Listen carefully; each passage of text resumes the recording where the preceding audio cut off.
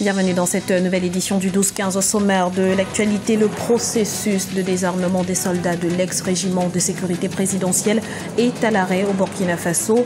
Le RSP et les forces loyalistes se rejettent la responsabilité. La commission électorale indépendante dans le collimateur de l'opposition en Côte d'Ivoire, certains la jugent peu crédible et demandent sa recomposition avant la présidentielle du 25 octobre 2015. Et puis acte 2 pour Jean-Pierre Bemba, l'ancien vice-président congolais comparé de nouveau ce mardi devant la Cour pénale internationale pour subornation de témoins. Mais avant de développer ces titres, le Premier ministre britannique David Cameron a proposé ce lundi de l'aide aux pacificateurs de l'ONU et de l'Union africaine dans le domaine de l'entraînement et de la logistique afin de lutter contre le terrorisme et contrôler les migrations. Ainsi, près de 70 soldats britanniques seront prochainement déployés en Somalie. Ils ne participeront pas aux opérations militaires mais aideront à la formation des forces de l'Union africaine. Impasse dans le processus de désarmement du régiment de sécurité présidentielle au Burkina Faso. Après sa dissolution par décret, un groupe de soldats fidèles au général Gilbert Diendéré refuse toujours de déposer les armes. Le point sur la situation avec Ipra Ratindiaï. Au Burkina Faso, le RSP, le régiment de sécurité présidentielle, refuse de poursuivre son désarmement. Dissous par un décret au lendemain de la reprise du processus de transition démocratique, un groupe de soldats de l'ex-régiment de sécurité présidentielle fidèle au général Gilbert Diendéré refuse de déposer les armes. Ces soldats exigent des garanties de sécurité pour eux et leurs familles. Et c'était la preuve en réalité que cette unité-là était plus une milice que des soldats de l'armée républicaine. Parce que là, le RSP a été dissous, le chef de l'État, le chef d'état-major général a pris des décisions d'affectation et il y a eu donc des décisions de désarmement sous l'égide de la CEDEAO. Donc, quand des soldats refusent, enfin, le général Diendéré et sa poignée de fidèles refusent de laisser continuer le désarmement, ça donne une idée en réalité de la personnalité de ceux à qui on avait affaire. Pour de nombreux analystes, la panacée serait de mettre aux arrêts le chef de ce régiment, le général Diendéré. Je pense que la solution, à mon avis, il n'y en a pas deux. Déjà, il faut mettre le général Diendéré aux arrêts. Parce que c'est lui, en fait, l'officier principal qui perd tout en ce push-là. Et à mon avis, il n'a aucun intérêt, en tout cas personnel, immédiat, à faire désarmer, d'autant plus qu'il sait que s'il est désarmé, il va être arrêté. Donc voilà, c'est le dernier baroud d'un général en perte de vitesse. Donc plus vite on va l'arrêter, à mon avis, mieux la situation va aller, parce que aujourd'hui, il fait de la manipulation avec ses fidèles, mais si ces fidèles-là savent qu'il est décapité et qu'eux ne sont pas en réalité exposés comme le général Diendéré, à mon avis, ils vont pas continuer. Donc, c'est ça la clé en fait du problème, à mon avis. Le gouvernement a fait état de présence de forces étrangères et de groupes djihadistes au sein du RSP, des accusations réfutées par le général Gilbert Diendéré.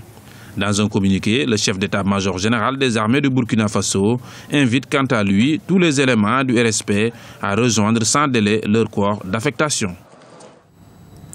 À noter que le Conseil de paix et de sécurité de l'Union africaine a décidé ce mardi de lever la suspension de la participation du Burkina Faso aux activités de l'organisation panafricaine. Une suspension qui, nous vous le rappelons, avait été décidée au lendemain du putsch perpétré par des éléments du régiment de sécurité présidentielle. Session extraordinaire au Parlement malgache ce mardi. Il sera question de statuer sur l'installation du Sénat. Sa mise en place est jugée primordiale pour la stabilité des institutions de la République. Notons que les élections sénatoriales ont été officiellement annoncées pour le 28 septembre 2015, mais pour l'heure, ni leur organisation ni le budget n'ont été discutés. La scène politique s'anime en Côte d'Ivoire à un mois de l'élection présidentielle. Les leaders de l'opposition réunis au sein de la coalition nationale pour le changement ont organisé une marche de protestation ce lundi à Abidjan. Ils s'insurgent contre les conditions d'organisation du scrutin. Explication dans ce reportage de notre correspondant Olivier Conan. Mobilisation de la CNC, Coalition nationale pour le changement, pour protester contre les conditions d'organisation de l'élection présidentielle du 25 octobre 2015. Les militants de l'opposition ont marché dans la commune de Cocody pour réclamer la modification de la composition de la commission électorale indépendante et l'accès aux médias d'État. Les marcheurs ont fait escale à la RTI, Radio-Télévision Ivoirienne, avant de mettre le cap sur le quartier des Deux Plateaux où se trouve le siège de la CEI, Commission électorale indépendante. Nous sommes venus ici à cette marche pour dire à Issou Barako de démissionner. On est fatigués. Même devant la RTI, les médias, nous là ici, on paie RTI. Moi je dis un père, je paie la télévision. Donc nous avons droit aussi à la télé comme Ouattara aussi. Nous ne voulons plus de morts pour des élections mal organisées et nous remarquons que la commission électorale est inféodée au président de la République. Les leaders de la Coalition nationale pour le changement sont satisfaits de la mobilisation pour la marche organisée un jour ouvrable.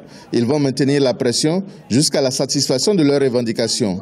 La CNC réclame notamment que les 5 candidats à l'élection présidentielle issus de ces rangs aient des représentants au sein de la Commission électorale indépendante. Les candidats qui sont ici vont aller aux élections. Ils ont fait tous les dossiers, ils ont fait tous les papiers, ils sont candidats, ils iront aux élections. Vous allez voir, les débats vont commencer, ils vont participer. Mais ils disent en même temps qu'ils n'iront pas à ces élections dans les conditions actuelles. On ne boycotte pas, mais on ne fera pas des élections dans ces conditions actuelles. En attendant de lancer le nouveau mot d'ordre d'action et de mobilisation, les leaders de la CNC laissent la porte ouverte à des discussions avec le pouvoir. Nous avons toute satisfaction par rapport à la mobilisation, vous pouvez vous-même vous en rendre compte. Et les prochaines actions, bien entendu, seront d'insister que le président de la République veuille bien nous recevoir. En réalité, ce que nous souhaitons, c'est juste qu'on s'asseye pour définir un consensus minimum pour aller aux élections. La Coalition nationale pour le changement a engagé des discussions avec les autres candidats à l'élection présidentielle pour qu'ils rejoignent sa plateforme de revendication. Objectif, mettre la pression sur le chef de l'État pour changer les conditions d'organisation des élections. Dans le reste de l'actualité, 23 pays membres du Conseil régional des institutions supérieures de contrôle des finances publiques d'Afrique francophone subsaharienne débattent depuis ce lundi à Lomé au Togo des moyens de lutter plus efficacement contre la corruption. Le choix du Togo n'est pas anodin puisque le pays a réalisé des progrès significatifs en la matière depuis quelques années.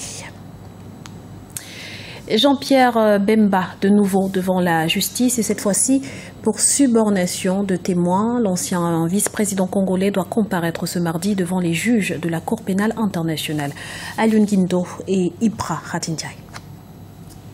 Jean-Pierre Bemba, l'ancien vice-président de la République démocratique du Congo, se retrouve en comparution devant la Cour pénale internationale. Le dernier procès pour lequel il avait comparu l'inculpait pour crime de guerre en 2012. Il comparaît ce mardi 29 septembre à La Haye, aux Pays-Bas, pour corruption de témoins lors du précédent procès.